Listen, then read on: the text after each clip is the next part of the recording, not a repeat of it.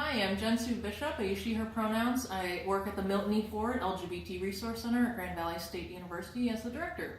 I'm here with two amazing students, Amarri and Tyler.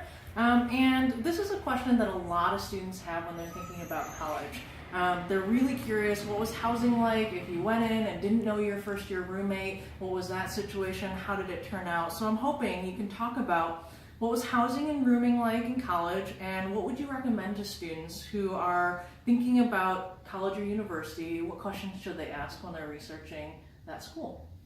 All right, well, I'll go ahead and go first. My name is Tyler Clark. I use he, him pronouns, and I went to Aquinas College in Grand Rapids, Michigan for my undergrad. And as far as the roommate situation there goes, you could request to room with somebody else, and if they also requested you, then they just met you, you're good to go. Yep. I didn't know anybody else who was going to Aquinas College when I was, so I just got paired, and different institutions will have different ways to pair you with a roommate, different questionnaires and things like that. I got paired, I won't use my roommate's name, we'll just call him John. But I got paired with John, and this is way back when Facebook was like the primary social media, so I'm dating myself a little bit. But we both found each other on Facebook after we got our letters of who is matched with who. And at that time I had a picture of me and my boyfriend as my profile picture. My boyfriend at the time as my profile picture, and that concerned John a lot.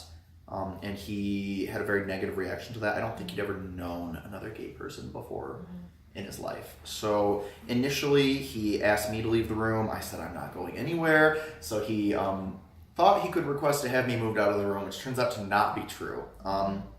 And so we kind of stalemated there, and eventually him and some of his friends were in my hometown, St. Joseph. It was summer, they were here for the beach.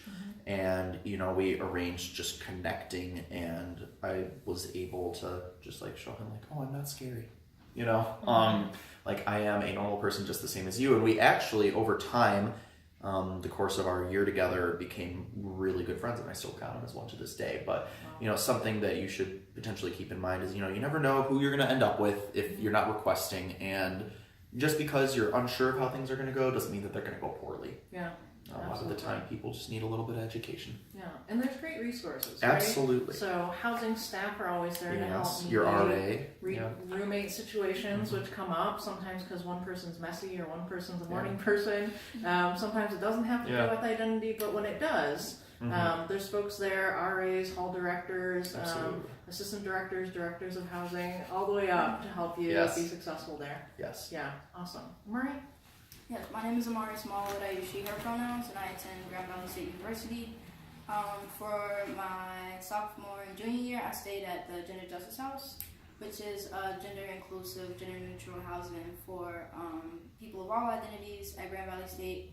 While I was there, we have the whole first floor to ourselves in that building.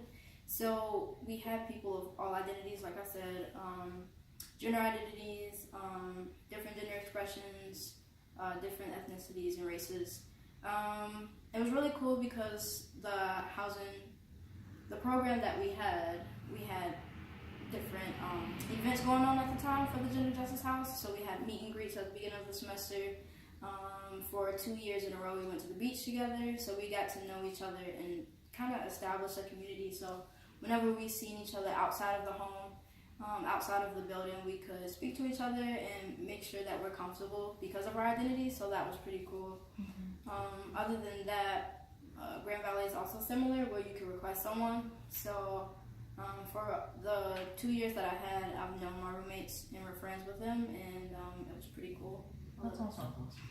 And one of the things I know about Grand Valley is that you can choose to live in gender-inclusive housing even if you're not in Gender Justice House. So you might be an honors student who wants to live in honors housing, but also live with somebody of any gender. And so that's an option that some universities have, and I think is worthwhile to ask that question when you're looking into universities, if that's an option, which is really important for a lot of folks because of identity, but especially for trans, non-binary, and LGBT identities, to make sure that they have a room that's going to be affirming and welcoming to them, right?